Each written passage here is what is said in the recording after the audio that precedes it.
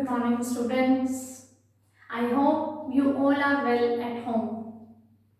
So, students, in physics, we are doing units atoms and nuclei. And yesterday we discussed about the postulates of Bohr's model.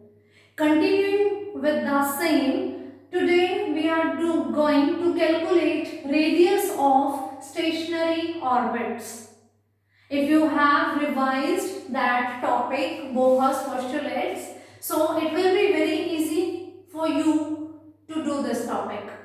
Today we are going to do derivation part. Students, never cram the derivations, that after this step we are going to do this step, after this step we are going to do this step. No need to cram the derivation. Just understand the concept. Go to the concept only.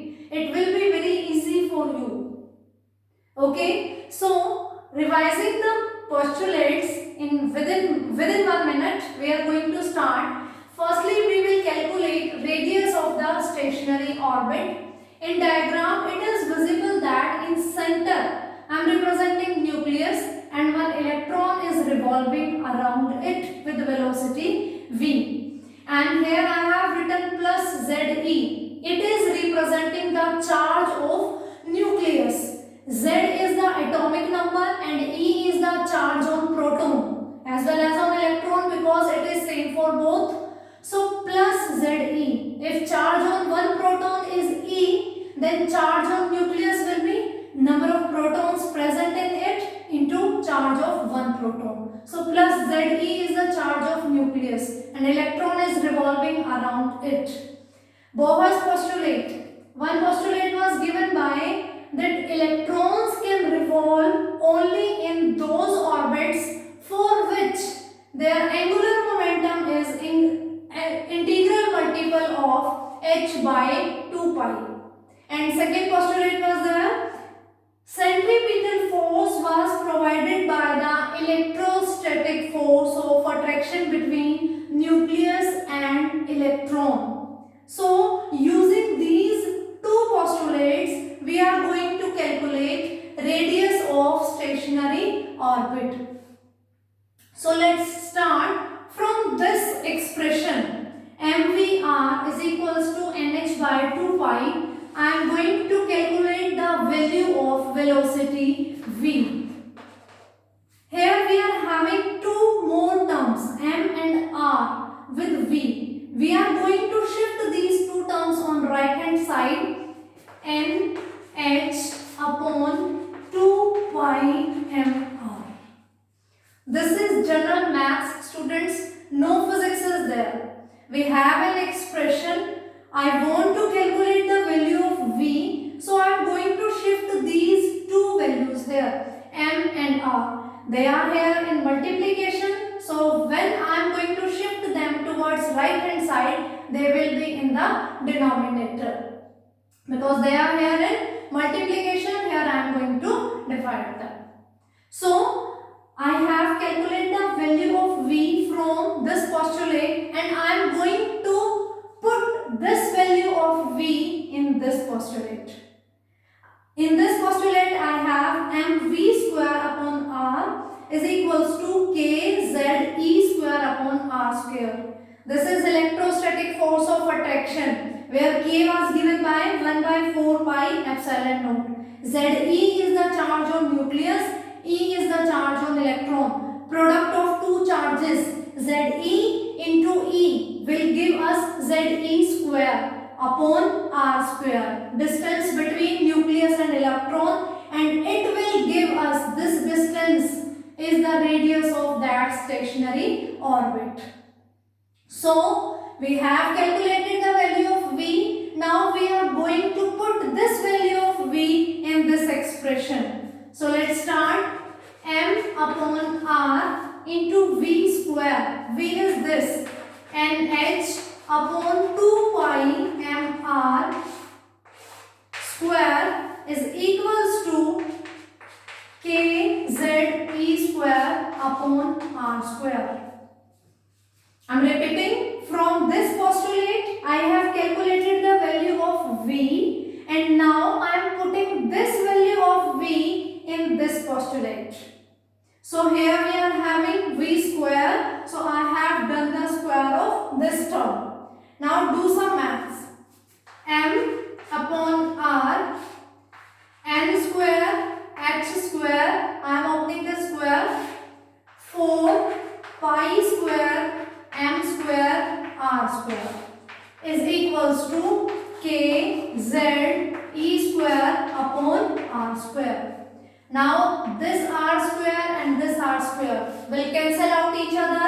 After that, here I am having m, here is m square. So I left with single power of m.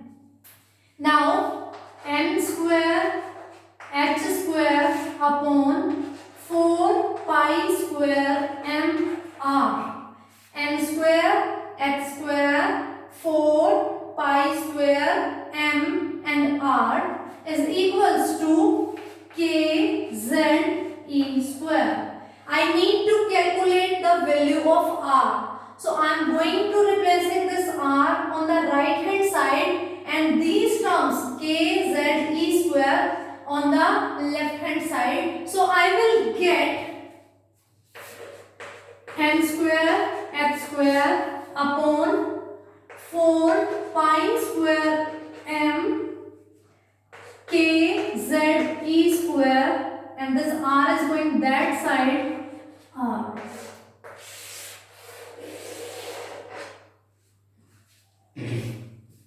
I am repeating, we have two mathematical expressions from the Boas postulate. From this postulate, I have calculated the value of v. Now I am using this value of v in another postulate.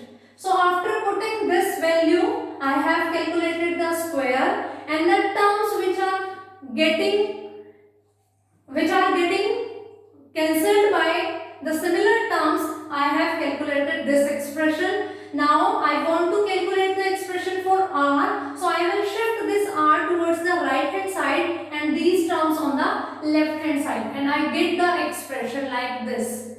So this is the expression for radius of stationary orbit.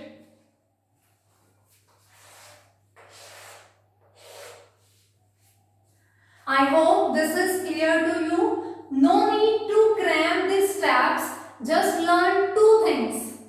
From Boas postulate, from one postulate we are going to calculate the value of v, and we are using that value of v in the another postulate. Only this physics is there, and after that what we have done, only the general mathematics rules. So we get the final expression for r is this. I hope this expression is clear to you. Now, you can see from here, n is an integer or it is representing the principal quantum number. In chemistry, I think you have done this term, principal quantum number, and its value are also 1, 2, 3, 4 and so on. Similarly, if I am using this as an integer, it is 1, 2, 3, 4. H is Planck's constant. 4 is a number, pi 22 by 7 or 3.14. M is mass of electron, 9.1 into 10 to the power minus 31 kilogram. K is this constant, Coulomb's constant, and it is 1 upon 4 pi epsilon naught, and its value is 9 into 10 to the power 9. Z is atomic number and E is the charge on electron. So you are familiar with the formula of radius of orbit. Now suppose the atom about which I am talking is hydrogen atom. For hydrogen atom, in hydrogen atom you know about it, its atomic number is 1. So Z is equals to 1. Okay, now suppose I am talking about first orbit. Okay, I was saying we have considered the atom hydrogen atom. For hydrogen atom, its atomic number is 1, and for its first orbit,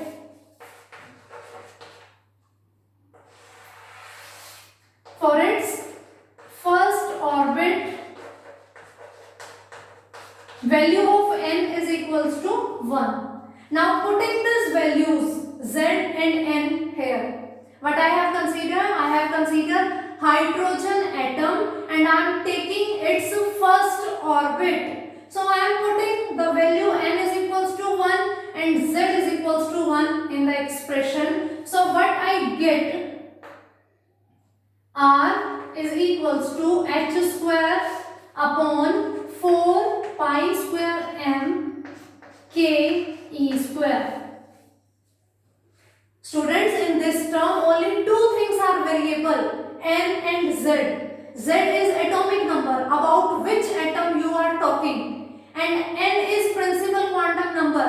You are talking about first orbit, second orbit, third orbit or so on. So I have put all the values of variables. For hydrogen atom, Z is 1. That means I am talking about only hydrogen atom. And when I am putting n is equals to 1, that means if this is the diagram for hydrogen atom, so I am talking about first orbit. Otherwise it is having second orbit also, third orbit also and so on. For first orbit it is this. So we are left with only constant values. Planck's constant, pi constant, mass of electron, universal constant, and E is the charge on electron. When I am going to putting all the values of it, I get R is equals to 0.53 angstrom. We have calculated the general expression for radius of orbit. Now I have solved it for radius of hydrogen atom of first orbit only. So we get it is 0.53 angstrom. Angstrom is a unit to measure the length. Okay, and 1 angstrom is equals to 10 to the power minus 10 meter. So because it was given by the Bohr and the lightest atom we are having is hydrogen and its innermost orbit or first orbit is we can get by putting n is equals to 1. So it is also known as Bohr's radius because it was the first radius calculated by this expression of the Bohr's model. Because it is calculated by Bohr's model, that's why it is known as Bohr's radius and its value is R is equals to 0.53 angstrom and 1 angstrom is equals to 10 to the power minus 10 meter. So from this expression, from this derivation, we come to know about the expression of radius of stationary orbits. So by putting the values of Z for hydrogen, helium, lithium and putting the values of first orbit, second orbit, n is equals to 1, 2, 3, we can get the radius of any orbit of any atom. Continuing this, we have a little more information about this which is very important.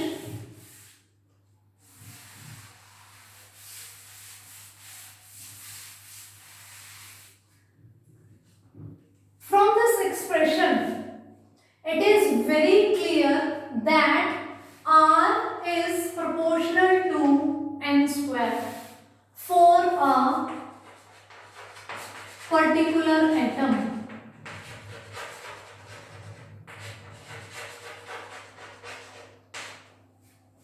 If I am talking about a single atom for a time, I am not saying it is a general expression for all the atoms, for all the orbits. But if for time being, if I am saying about only a particular atom, that means Z is fixed then. If I am talking about only one atom, then Z is fixed. So for that atom, R is proportional to n square because except this n square, everything is constant. Z we have fixed and n square is there only. So R is directly proportional to n square, or we can say if R is equals to n square into h square 4 pi square m k e square.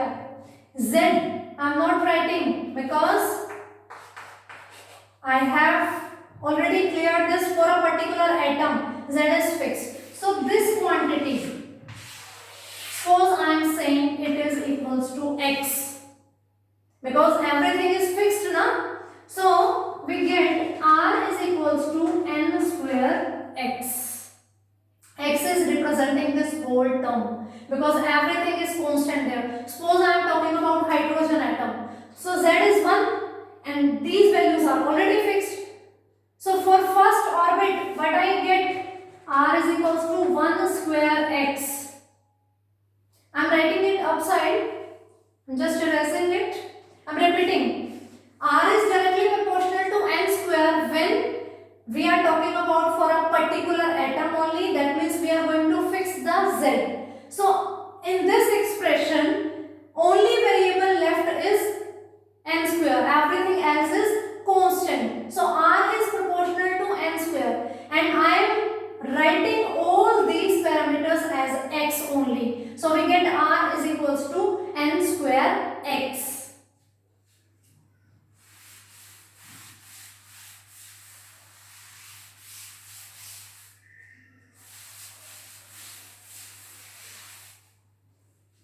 So R is equals to N square X.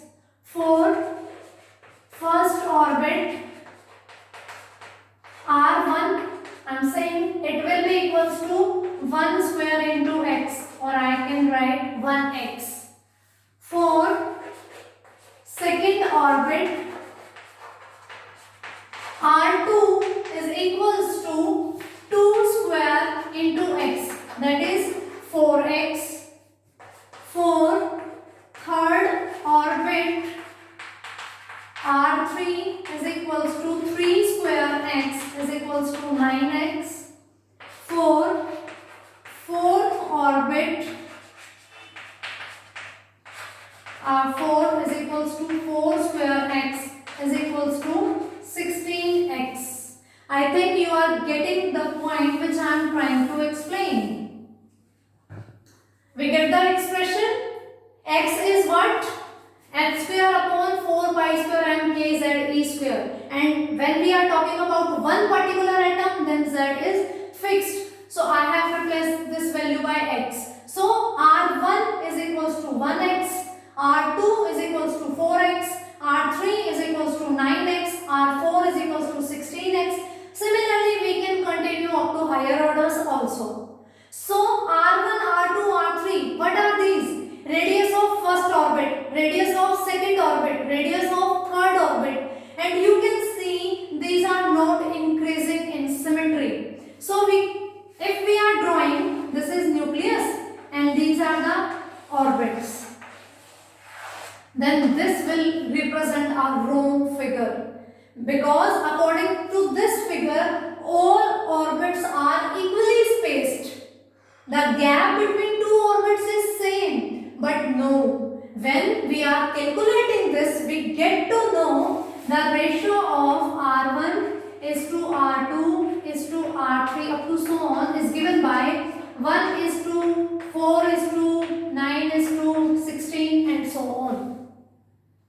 So the orbits are not equally spaced. The gap between two orbits is not same for the all orbits. So how can we draw the figure using this information?